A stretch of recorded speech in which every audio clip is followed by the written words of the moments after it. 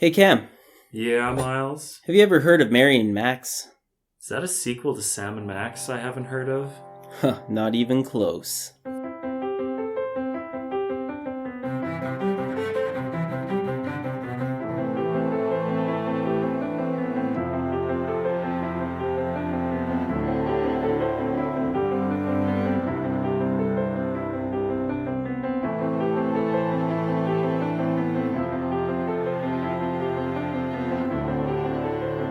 Welcome everyone to another installment of Have You Ever Heard Of?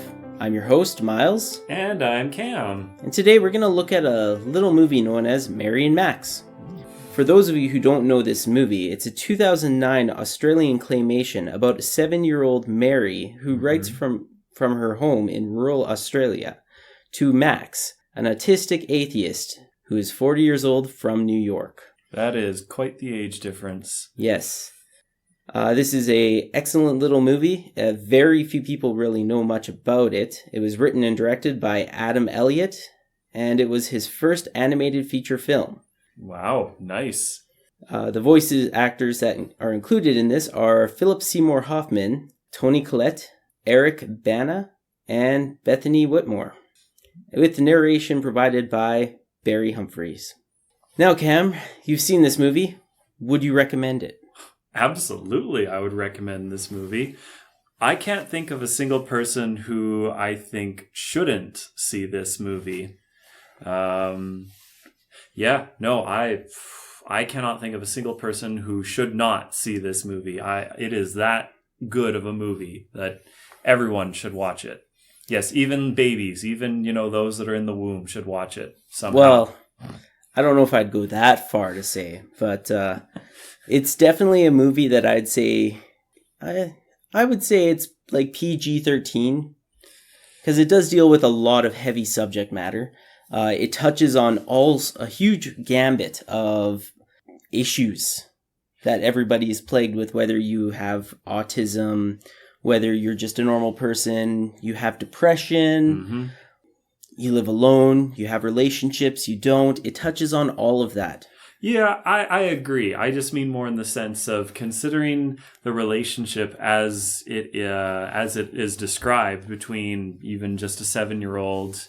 The subject matter that gets covered in that way, I sit there and I go, well, if you as a parent feel that your child is mature enough to go along with what's happening, then I don't see any reason why you shouldn't have them watch this movie. But I'm an outlier here, okay? I mean, I was 7 years old when I saw Total Recall, so maybe I'm not the best judge of what's appropriate for children. I feel like I was 5 or 6 when I watched Starship Troopers. Yeah. I feel like we've talked about this before. Didn't we say this during Plague Dogs as well? The same thing of how, yeah, you should watch this movie if your parents think you can handle it. That's very true. However, I will say that this one doesn't hit the same way that Plague Dogs does. So in that way, that's why I say that I would more easily recommend it to more people. Yes, this is definitely not in the realm of Plague Dogs. Mm-hmm. It talks about a lot of important things, but it definitely doesn't have that weight that Plague Dogs has. So yeah. But, as we all say, please go watch this movie. It is worth every minute of its hour-and-a-half runtime.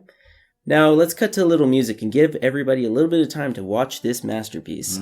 Yeah, have some que sera, sera in the background. We should just, sing along with it a little. We'll do the que sera part. Will I be rich?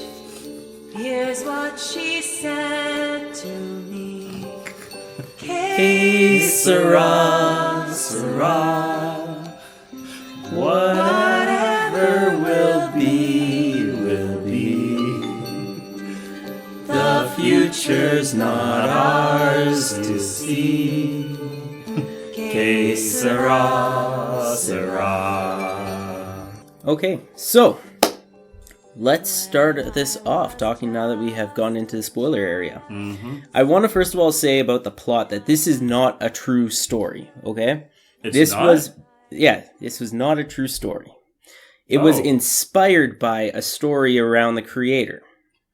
Oh, so does that... Wait, so was he the 40-year-old Max, or was he the 7-year-old Mary in this situation? Well, he would be more of a 7-year-old Okay, so not Mary, but he would be the child. Max. Okay, so he No, would have not been the even. child in this. 7-year-old Adam? 7-year-old Adam. Yes, there we go. Now, Adam did write letters to a guy in America. I'm pretty sure it actually was New York. And that person did have autism and write him back. And they actually carried it on for quite a while. I mean, he didn't go and follow the footsteps that Mary did, as we'll get into it. But he, he just wanted to kind of capture this story and present it to everybody because it had a pretty profound impact on his life. And he wanted to try to get that to everybody else. I think he nailed it. Yeah. I would... excuse me.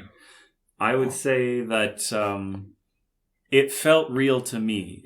I honestly thought that this was actually, the whole thing was an actual relationship. That's why I'm so surprised when you say this was not a true story. I mean, granted, there are some aspects of the plot that I felt maybe were a little, jazzed up, but the main plot beats I thought were authentic.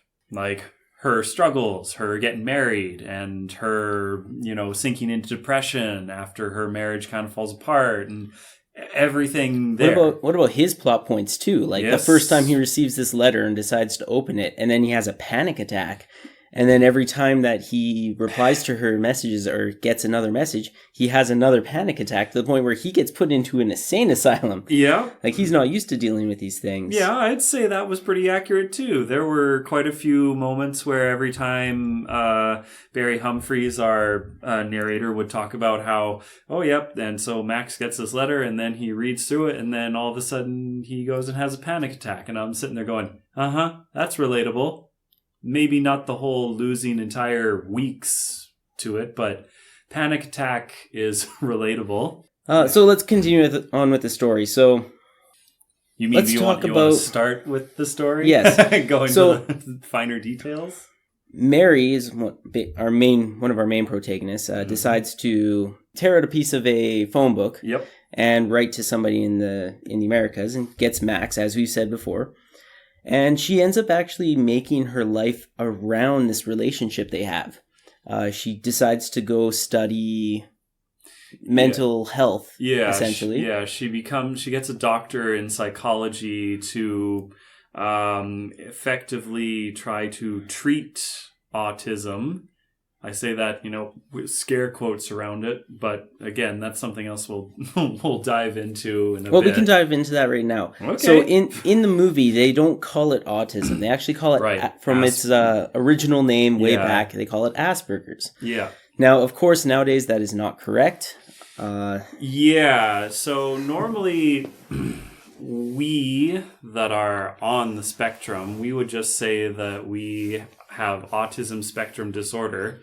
I was diagnosed a few years ago with being on the spectrum, and I recall that the doctor that diagnosed me had said, see, under the old system, we would say that this was Asperger's syndrome, but we're moving away from that because he had said that it's kind of a limited term now.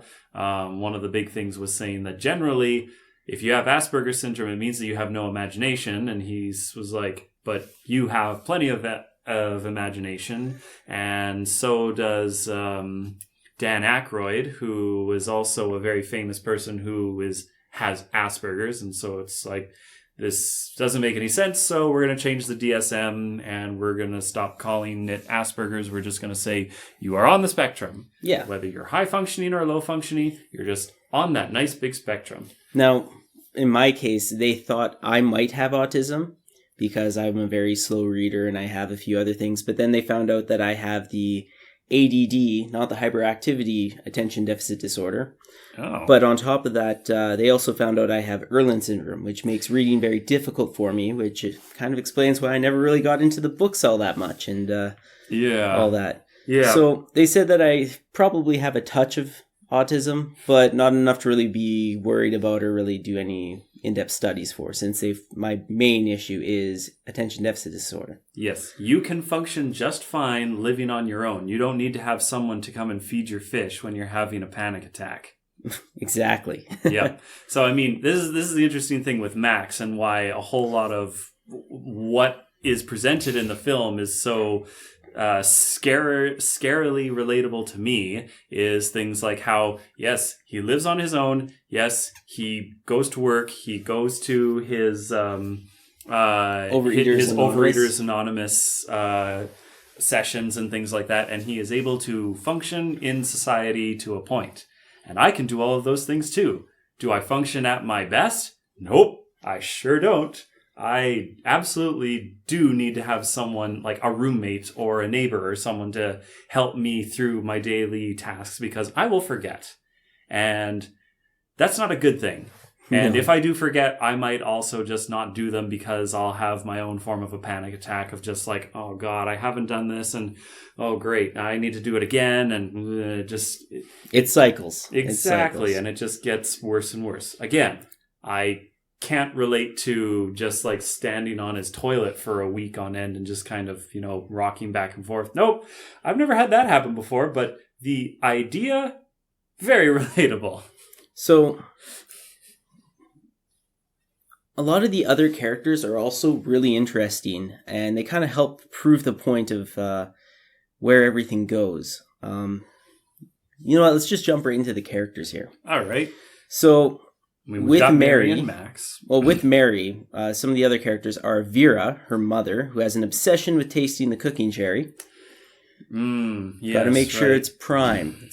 It goes bad quick, apparently. I don't know. I don't drink, so... her father, Noel, I believe that's his name, who has a job of attaching strings to tea bags and a hobby of taxidermying avian roadkill. Yeah, and that's it. He doesn't talk. He doesn't talk. He doesn't say anything. After he retires, he actually decides to take on another hobby, which was basically metal finding on the beach. Oh yeah, right. Where he just does the whole thing where you just beachcomb, basically. Beachcombing, that's what it is. Effectively. And I believe he committed suicide. Now, this is not confirmed, but the way that it presented, he wasn't exactly the happiest of people, and the work probably helped keep him going. But the way that they show it is he's just kind of beachcombing, and then a big wave comes by and picks him up and leaves the metal detector behind. So, I don't know. To me, the way that kind of points out, it goes by an old family saying, and that generally goes with mostly dogs. But when their time comes, they just take a walk into the forest. Yeah. Right? Yeah. Well, in this case, with Australia, since it's an island, I guess they just walk into the ocean. I mean, to be fair, that's probably way better, because there's no body to deal with. Because if he had just gone into the outback or something, I mean, he probably would have been picked clean pretty quickly by any animals that were around. But still, at least when you go out into the ocean, your body just goes away. Yep. And you don't, and your family doesn't have to worry about it. Sometimes they come back, but not often. Yeah, right. But I mean, I can certainly believe that it is the suicide as well. I mean, it's interesting that you mentioned about his work was keeping him happy as well as his. Well, it was giving him purpose. I wouldn't say it was keeping him happy. It's not keeping him happy. It's giving him purpose. Sort of like what we talked about in Plague Dogs, right? Where you need to keep busy. Yes. Yeah. But since we are speaking about bodies and you have to love somebody, let's talk about Damien, Pete. Yeah, what's his last name again? Papadopoulos. Papadopoulos. Man, even I'm having trouble saying that. It's no wonder he's got a stutter. So Damien is the love interest of Mary, who lives across the street from her. And he has a pretty bad stutter. And Mary's mom, Vera, said that you had to smack him on the back of the head to get him to say his last name, Papadopoulos. Yeah, well, I mean, of course Vera would say that. Of course. She's not exactly a nice person. Now, one of the nice things about Damien is Mary ends up marrying him. Mm-hmm. They kind of find a common interest on, what would you call them, pen pals that they had. Yeah, so he has his own pen pal. Mary had Max, and Damien actually had his own pen pal that we don't really know about. We know that he's a sheep farmer from New Zealand. Mm-hmm. And that's kind of all we need to know, really. Yes. It's not Damien's story. Exactly. So let's move on to the Max side of things. So we have Max, who's the 44-year-old atheist with autism. He doesn't really have a lot of, well, he doesn't have any friends, to be honest. Yeah, not that we would call friends. Yes. He has people in his life. Yeah, but he doesn't really have that friendship around. And honestly, I actually see this.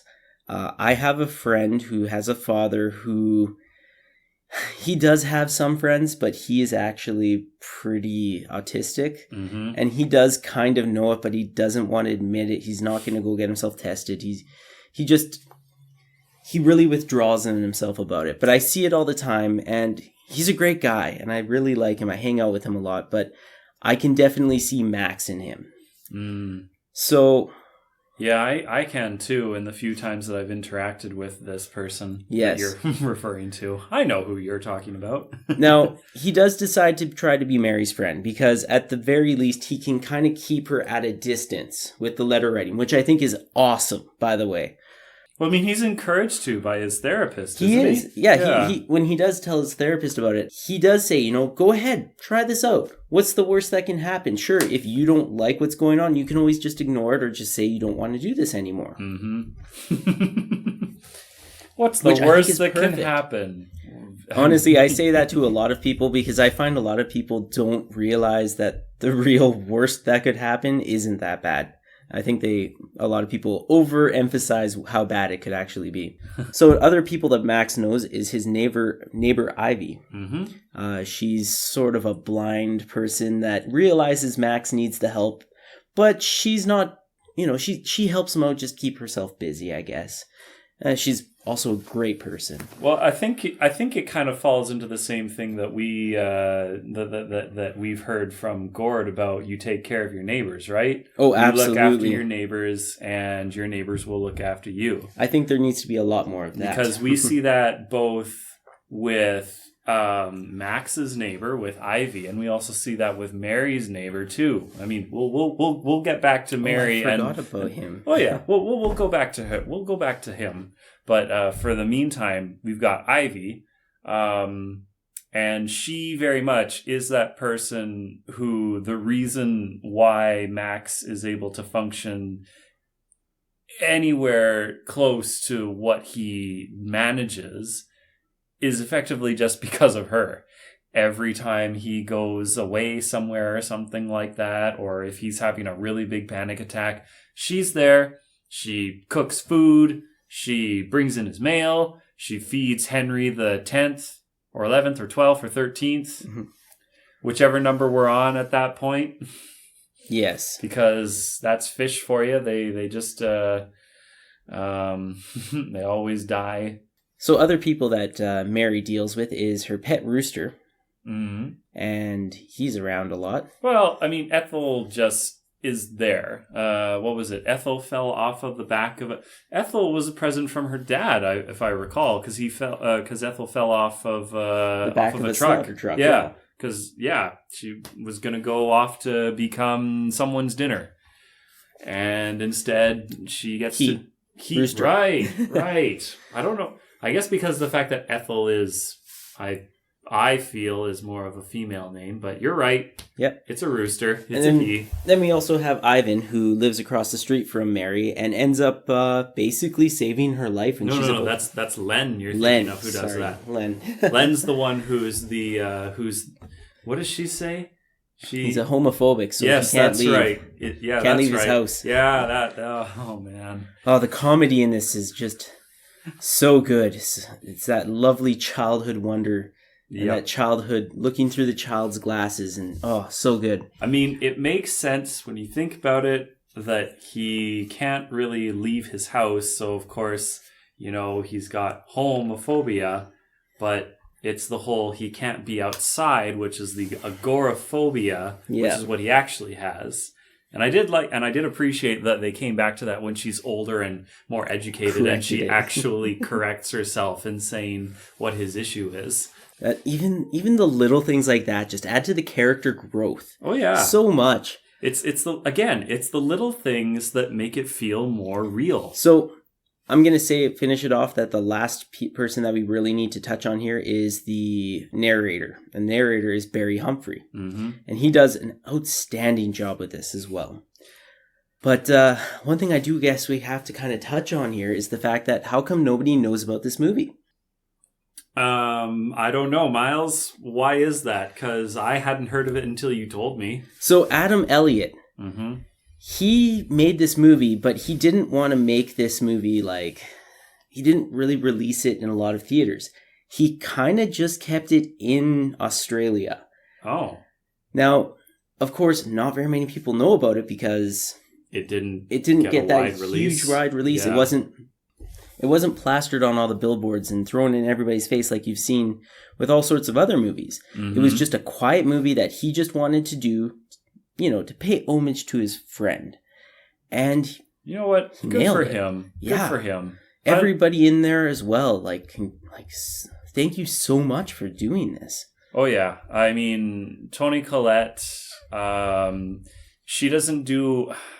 I think I remember hearing one time that she is very picky about the film roles that she takes because she doesn't want to just do anything. So, the reason why she did The Sixth Sense, for example, was because she really connected with the character of the mother, of, just trying to help her son through the daily struggles of getting bullied and thinking that there might be something wrong with him because he's odd. Yeah. Because he sees dead people. And that to her just seemed like more realistic than just being a stereotypical mother. And so I would see that anyways, she probably was approached with this and she was like, yeah, absolutely. This is awesome. Of course. This is great. I think anybody who read this script would have been like, yes, have me in this, regardless of who they were. You know what? I could even see this being narrated by Ron Perlman. Don't get me wrong, it would be very different and have a different flow, but even just looking at this, even somebody very particular, I'm just imagining the way he does the Fallout intro. Yeah. And he's... Oh, that brings a whole new apocalyptic approach on this. You know what? and him having that cadence or something while talking about Mary's life. I could see Keanu Reeves actually narrating this. That would actually be something. I think that would be really cool. That would be cool. You know what? I'm going to do this now. I think maybe for this one, we should attach Keanu Reeves' Twitter account to this and just ask him to do a voiceover of this. So that way we could get more people to watch this movie. Because it is unbelievable. Yeah, that would actually be really cool. I think he would probably be down for a little snippet or something. I think we should at least try. Mm-hmm. So let's... What's the worst that can happen, right? Exactly. What's the worst that can happen? Mm-hmm. He says no. Okay. He's too busy. I don't mind. At least we tried. Yeah. So I want to kind of talk about the dialogue in this movie because it is very important. It's basically all dialogue. Well, and it's all letters, right? Yes. So because this takes place through physical mail, I have to ask you, Cameron. Uh-huh. Is this going to be understandable to the generations below us? I guess is the best way to put this. Because a lot of people below our age, do you know if they understand how long it takes for physical mail to get to places or how long it did take? I think so, but I'm not sure. I don't know. This might be something that I might need to ask some of the, 17, 18-year-olds that are in some of the choirs that I'm in and ask them that question. See if they even know what a pen pal is in this instance. Yeah, exactly. I mean, and that's one thing. Did you ever have a pen pal?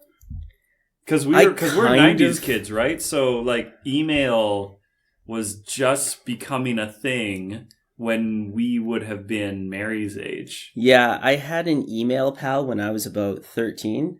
Okay, actually, so probably maybe a little younger. I think I was about 12. So early 2000s, right? Yeah, early 2000s. I went to Mexico and we went to the resort. My parents had this great idea of going to this resort 1 week before, or a week and a half before spring break.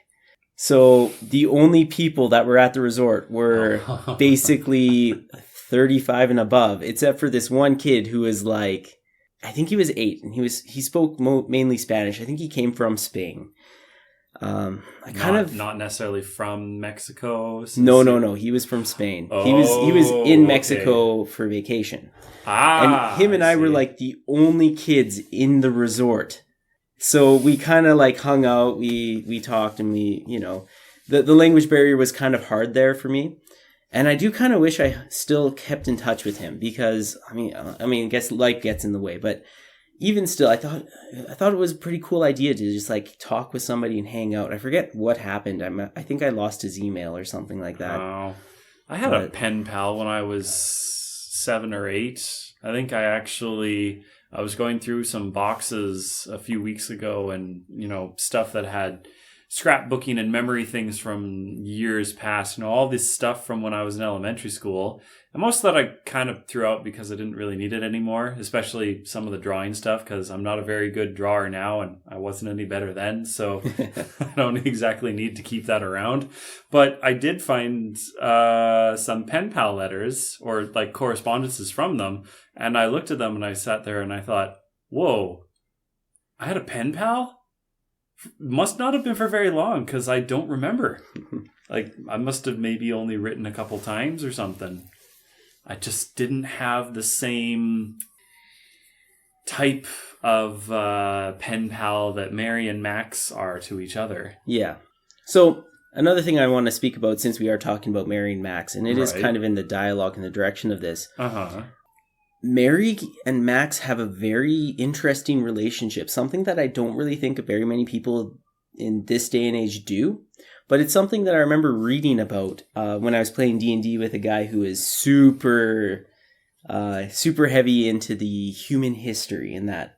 Mm-hmm. And that is that back in Rome, in the ancient Rome times, before the fall and all that, right, kids would actually find a mentor that generally wasn't their father or their mother.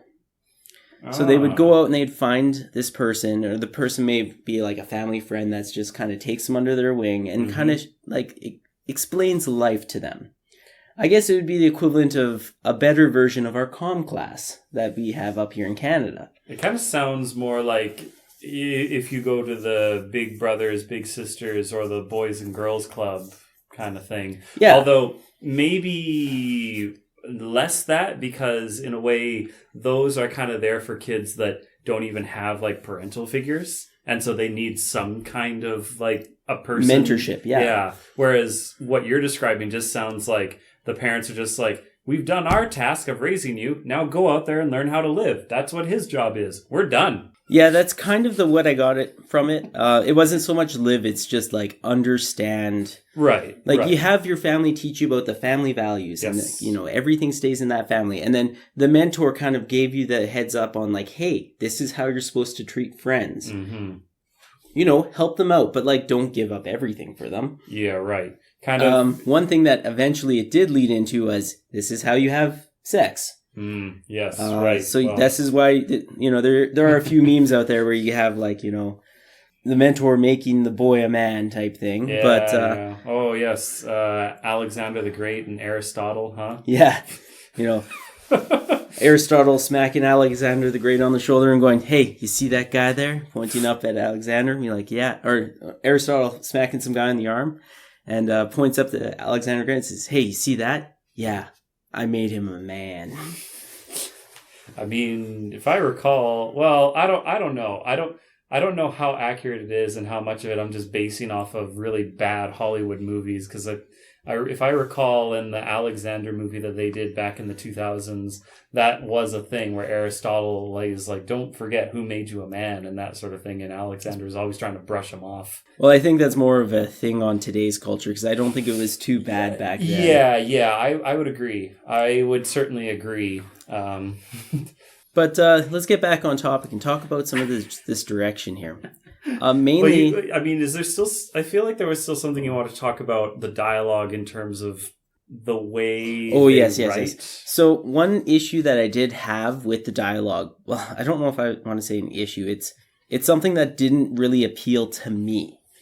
Uh-huh. The way Mary writes, I don't like it. When she's young, it's very difficult for me because she's so like talk about A, and now we're on B, and then we're going to go to C, and then we're going to talk about 1, and then we're going to talk about B, and then A, and then we're on D. And it was just so all over the place. And I understand she's a child, and she has questions, and she's trying to figure everything out and get it all on paper. And it's not like you can proofwrite and proofread. She doesn't understand how you like label out what you want to talk about and then build your paragraphs around that.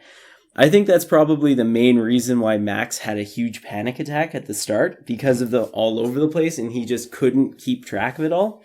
I could see that. That's probably a large part of one of the reasons why it just sent him into the state that it did, is that there were so many things so many questions she was asking. But I mean, let's be fair. One of the things that she asks is, what is sex and where do babies come from?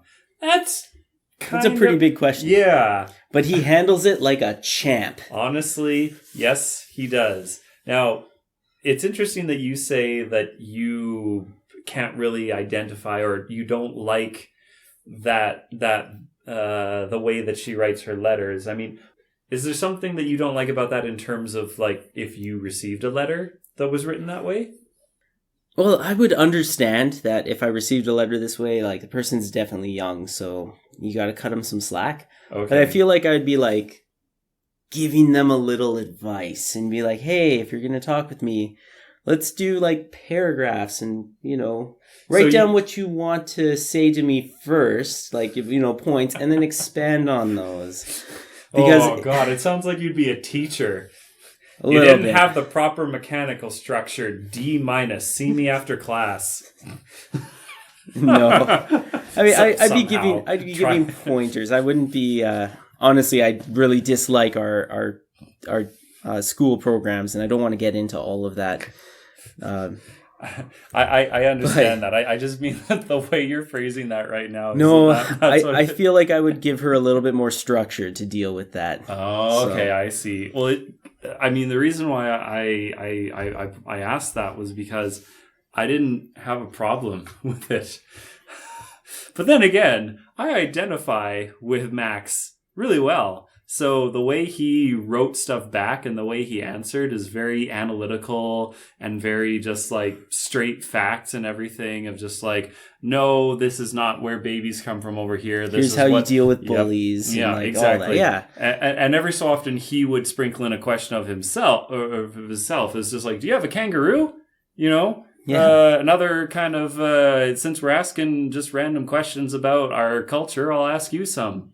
And then he sends her things too, and she sends things back. Because she sent him, because she just like straight up sent him some chocolate. Now that probably went a great distance to just kind of already establish it, of just being like, in addition to me asking all these questions, here's some food. Oh, and you love chocolate anyways, so win-win. Let's talk about cinematography now. This movie, obviously, I've said this a few times, uses claymation. Do you think that this was a good choice, Cameron? Yes, but I'm not necessarily sure if it's for the reason why you're thinking that I'm thinking that is. I like it because it's a unique way to portray life, and it also is a way to kind of show the imperfections of daily life and deliberately have everything just be not ugly, but not pretty. Yes. So I actually call this the beauty of ugly. When everything is so asymmetrical, it could actually take away a lot from the story, because if we have a very attractive Mary that we're always looking at, yeah, right. And even if Maxwell's a semi-attractive character played by, like, I don't know. Hey, Philip Seymour Hoffman's a pretty attractive looking person. Well, I mean, he was, he's been deceased for, I think, a decade now, but... But anyways, I do really like the fact that they used this claymation and they decided to stick with the beauty of ugly, as I'm going to call it. Mm-hmm. Another series that I feel does this, but not with claymation, is Big Mouth. Yes. A lot of people hate Big Mouth because its art is bad. very much like Bob's Burgers. You're not really watching it for its artistic appeal. You're watching it for everything else. Who are these people that think that Bob's Burgers is ugly? There's actually quite a few. What? Point me out to these people. I want to hit them. Okay. My girlfriend did not like Big Mouth, or did not like Bob's Burgers to start. Really? But then she grew and loved it because maybe she was like able to not look at the picture and still love everything about it. So there are actually a lot of people who don't like it. And I mean, a lot of people say the same thing about Big Mouth. They say it's so ugly. Big Mouth I get because I know that when the first season came out, there were lots of people that were just like, this is so ugly. Everyone is so ugly. I mean, how the heck are they attracted to each other? And I'm sitting there going, you realize these are all like 13, 14-year-olds, right? Yeah. I don't think that was done on purpose. Yes, I don't think we should make them look good. I don't think we want to encourage any of that from the internet because there will be people that will do that. Exactly. So I like how it walks. In some ways, maybe that's a good thing for this too, considering that the main character, one of them, is a 7-year-old girl. And well, she does grow up, but that's even true, still, it's weird. I do like the way that it kind of walks away from society and wants to think what is normal and typical. And it kind of, flips it upside down and makes you focus on everything that's happening around it, not exactly it. Yeah. Yeah, I agree. Again, I just want to say that I'm not saying that claymation was a good choice in terms of you automatically will make things ugly. Because oh no, not at all. There's lots of good claymation that the people look, good. I mean, if you think of any of the Aardman films, Wallace and Gromit, Pirates, and whatever the subtitle is, that Merry Band or some whatever, Chicken Run, Flushed Away, all. You can absolutely make good claymation, like appealing claymation, but they obviously stepped away from that. And did their own thing. And I mean, it makes sense for the story that's being told. I'm not saying that it would have necessarily had less impact or felt not as authentic if Mary grew up and suddenly she looks like Emma Stone or something like that. But it does feel a little better with the fact that everyone looks like someone that you would just see as your neighbor. Yeah. No, totally agree with you on that. Yeah. Is there anything else that you want to touch on for that? Or no, let's talk about the direction and color. One of the things that Mary sends Max is a pom-pom. Oh, yeah. Now, when it comes to the color and that, everything around Mary's life is very brown scale, whereas Max is very grayscale. Well, it's brown at the start. Yes. Because her life changes as she grows. Mm-hmm. And there's more color in her life as she grows up. And it's just, as she grows into being a more confident person, all of a sudden, there's color just all around her. Her life is colorful. Yes. And then we have Max, who just continues to live in gray. In the gray, because I guess he just doesn't see that color in the world. Well, except for the stuff that Mary sends him. Yep. And that's one of the things that really struck me was the pom-pom always stayed red.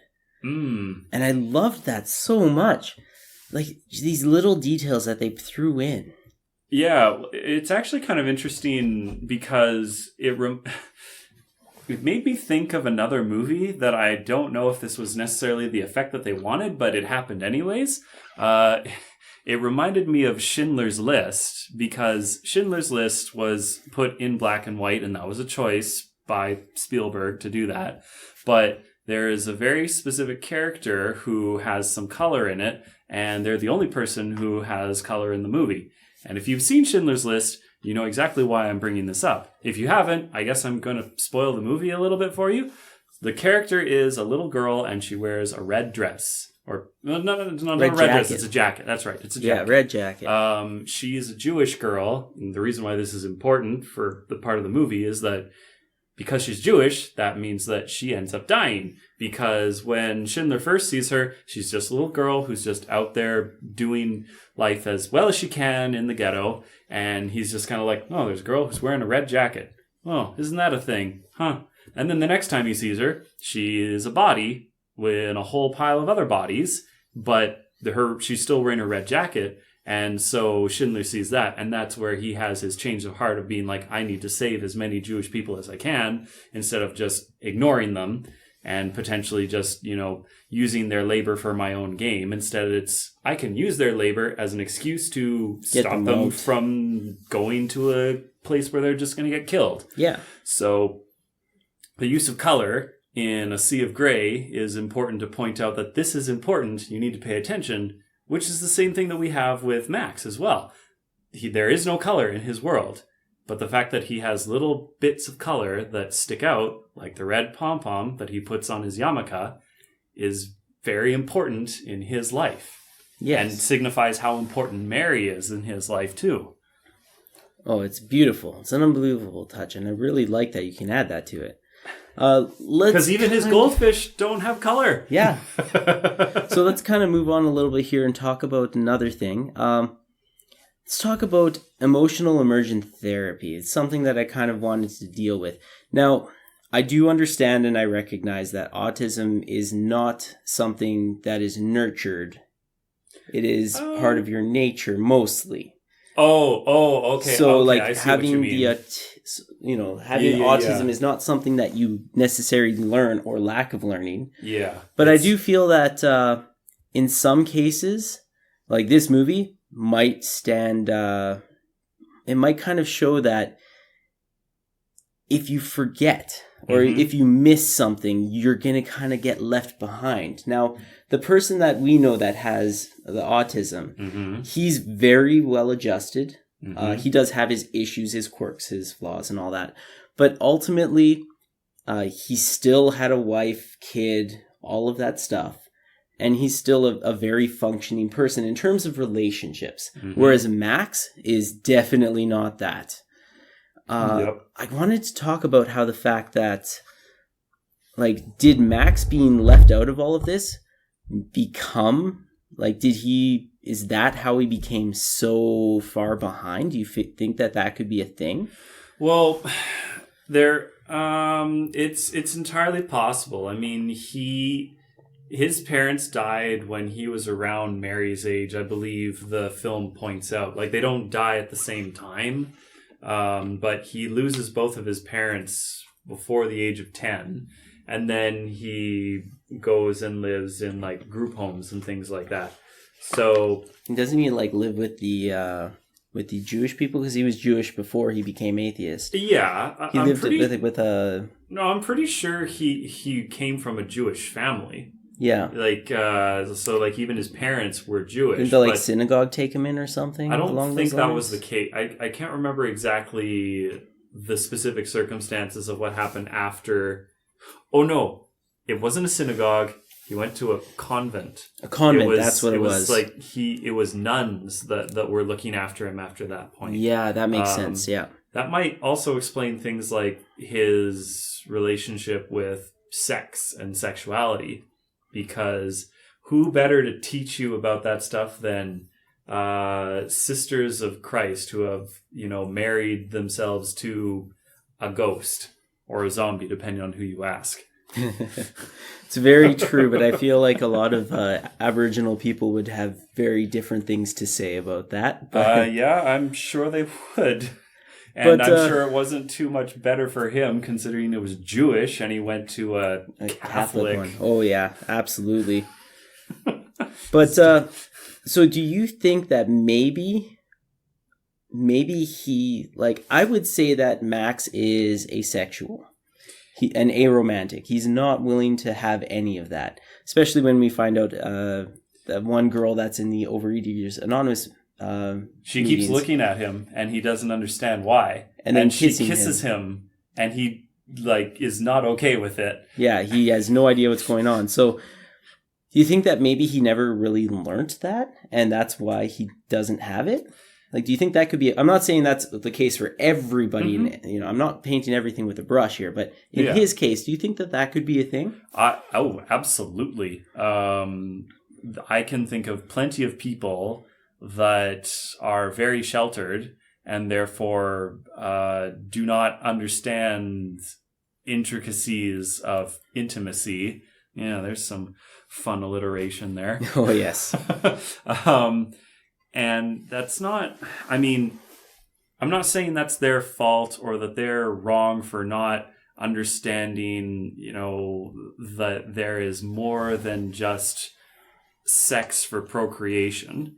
Because some people might just not be into that at all. Asexuality, but not, aromantic. Yeah. But so again, like you can be asexual, but that doesn't mean you're aromantic, right? So you still connect with someone and you still want to be with them and you still want to have intimacy. You just can't do that stuff like Todd in BoJack Horseman. Perfect example. Exactly. He gets along quite well with everyone in his life and he has lots of fun, but every time sex comes up, he's just like, not for me. No, I'm not okay with this. I'm not comfortable. And that's fine because everything else he does seems to do quite well with everybody else.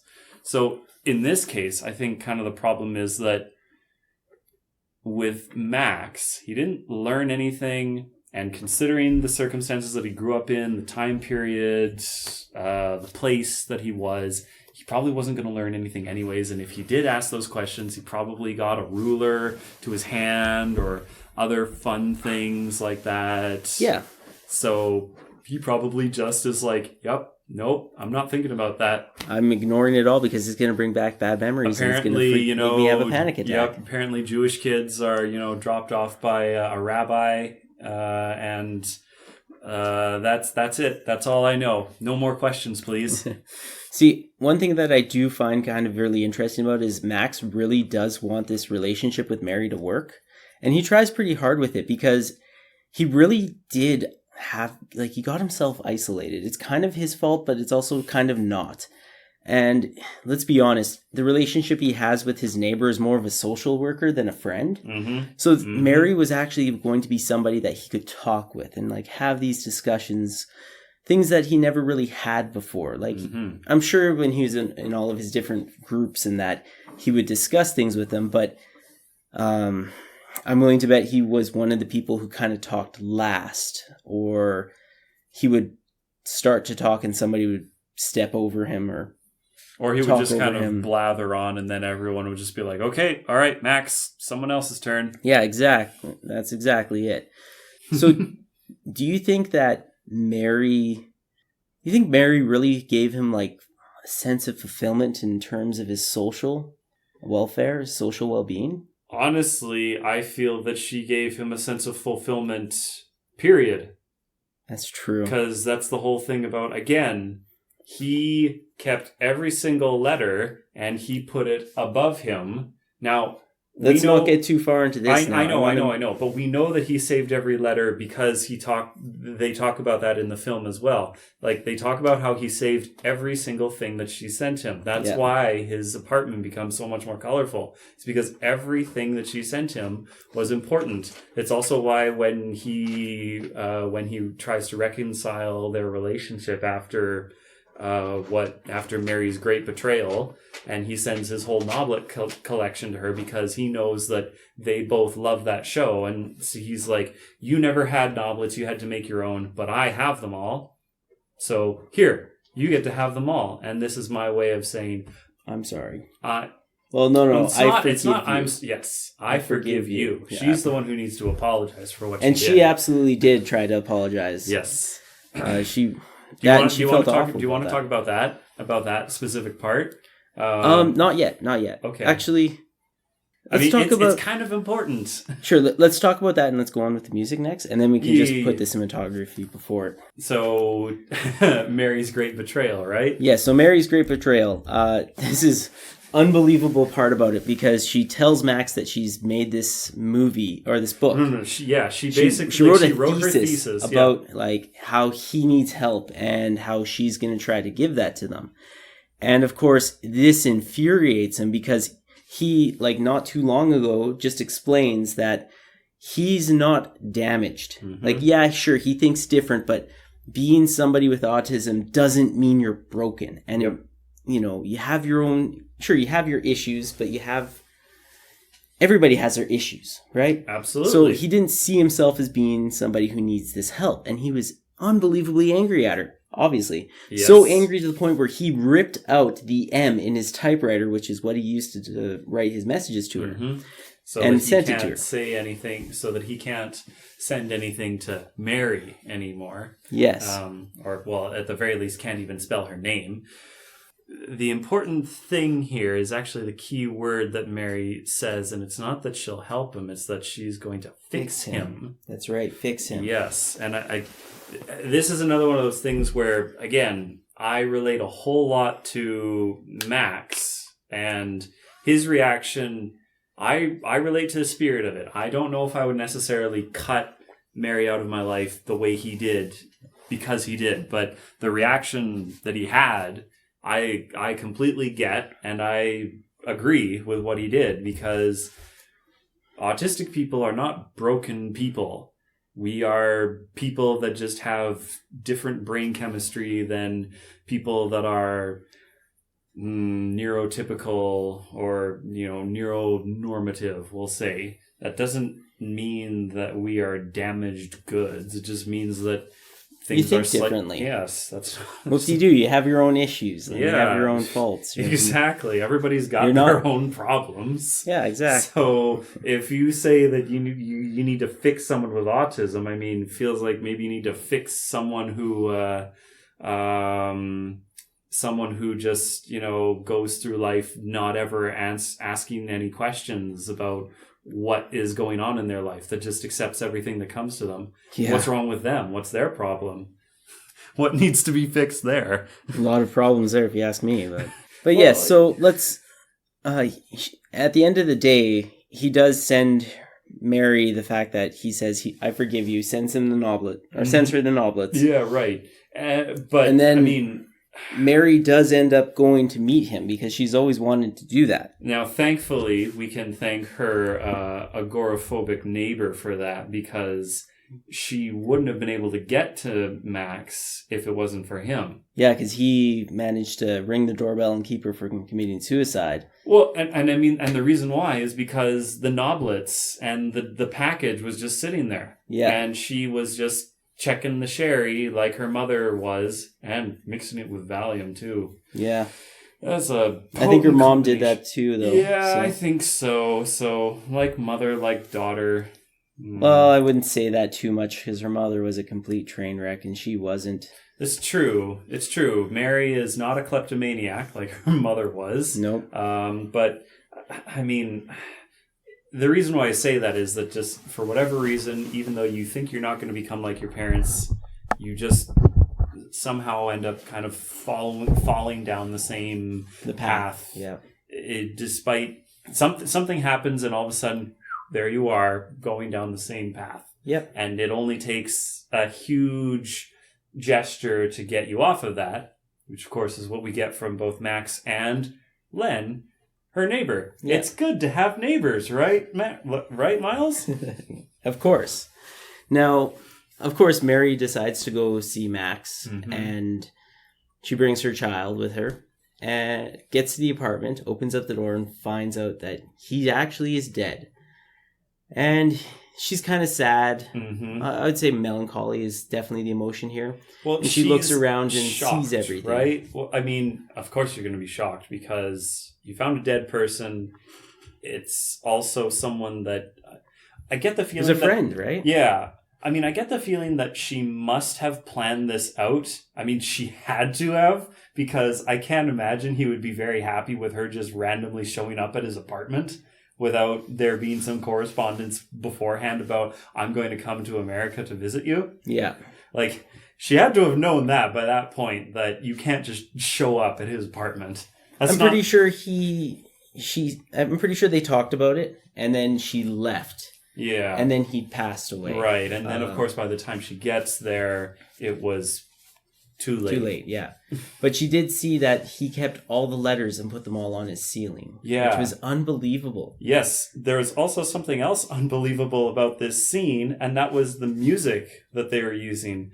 So an interesting thing about the music that we have, like, in the whole movie is that there isn't, like, a score for the film. Adam Elliott basically just took pieces of music that he really liked and felt were appropriate. Like the theme song that Mary has, that little do do do do do do do do do do do do. It's all nice and happy and upbeat, right? Yeah. And it's I think the title of it is Perpetuum Mobile, which is like perpetual motion. Yep. It's I can't recall what the name of the orchestra is. You know, we might put it in there or something like that. It's just a really cool piece of music that really fits the tone of like Mary having a pretty nice life, all things considered, right? I think all the music was really, really good. I mean, even using Que Sera Sera, right? It was a perfect melody for the slowed down. More... Yeah. Because it's even, I mean, the original version of that Doris Day sings is already kind of a, whatever will be. So life goes on sort of thing. It's and now taken instead, a more happier tone, but here we get a lot more of a somber tone. I know. I mean, it's kind of funny just what setting something that might have been in a major key and then singing it in a minor key can make a huge difference from taking a song that maybe is supposed to be kind of profound and just kind of, that's a thing? Did you ever think about that? No, I didn't either. To suddenly being like, this is depressing. Life is horrible. Life sucks, and then you die, which is kind of the makes sense. Life sucks, right? And you live on. I mean, it kind of makes sense for the way they have it because this is the one where Mary is is in the process of committing suicide. Yeah. Anyways, moving on to the thing that really got me is the final piece of music that we have when she gets into Max's apartment. She starts off with her theme song with the Perpetuum Mobile playing, and then she gets into his apartment, and then it changes over to a piece of music that is called the Humming Chorus. This is a piece of music from an opera called Madama Butterfly. It's a pretty famous opera. I think at some point I'll probably have you watch it too. Well, I'll probably watch it. Quick synopsis of it. Madama Butterfly is the name of Tsiyo Tsiyo, a Japanese teenager, and Tsiyo Tsiyo means butterfly. Yep. Who falls in love with an American. He's in the Navy or something like that. And this is like turn of the century, 1890s or something like that. So she meets this guy and he's like, oh, hey, this Japanese teenager has got a thing for me. Cool. Let's get married. And they do. And her family doesn't like it. And she says, screw you. I'm just going to stay with him. And then he's like, no, I got to go back to the States, and abandons her. And doesn't really have any plans on coming back, despite the fact that she actually has a child with him. And they somehow get that information out to him. And so he's like, oh, great. Now I need to actually have to come back. And he ends up bringing his wife with him from the States. Real great guy, this guy is. But where the piece of music comes in is that this is the end of the second act of 3-act opera. And Butterfly has been told that he's coming back. His ship has been seen in the harbor, so obviously that means that he's going to come there. And so she has this scene in her house where she's getting the place all cleaned up with her maid, and putting out all these flowers and things like that.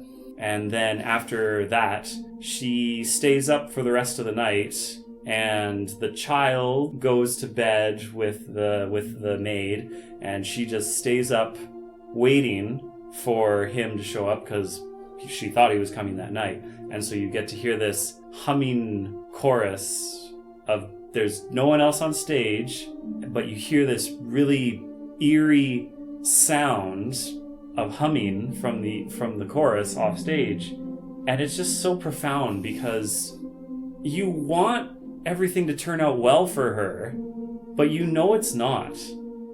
it has this feeling of hopefulness, but also of melancholy and just real sad and dour, because again, as much as you might want things to turn out great, they probably aren't. And in Butterfly's case, they don't, because when he does finally show up with his wife, she ends up going and committing suicide because she's brought shame on her family and all this other stuff. I have lots of issues with this opera, despite the fact that the music is great. But it's such a beautiful and just perfect piece of music for Mary and Max, because it's the same emotional beats. She was so hopeful to meet Max for the first time in her life, and now she's just sad because he passed away. But there's also that last tiny little bit of hopefulness because of the fact that she saw how profound, how important their relationship was in their life, because he's looking up at all of the letters. And when she sits down next to him and she looks up and she sees all the letters too, and she sees every single thing that she sent him, and it's all there, and it's basically like a shrine to their relationship. And he's got a smile on his face and everything. And so she's happy because he was happy. Yeah. She's upset that he's dead, but she's happy because she made him happy. Yeah. It was beautiful. Beautiful ending to an unbelievably good movie. It's not often that I'm watching a movie and a classical piece comes up and I have the reaction that I did. I was like, whoa, they didn't choose this for no reason. You don't choose a piece of music like this just because it sounds nice. Personally, I think that's the perfect way to end this. Yeah. The music is so important in this movie too. Just as important as the color and the cinematography and the claymation that they use and all that. But it has to come to an end. Just like this podcast, this Synapse. Yes, that is true. So, all good things must come to an end, right? Well, not always, but sometimes. That's true. So, thank you guys for listening. I'm Myles. And I'm Cam. And we'll see you next time.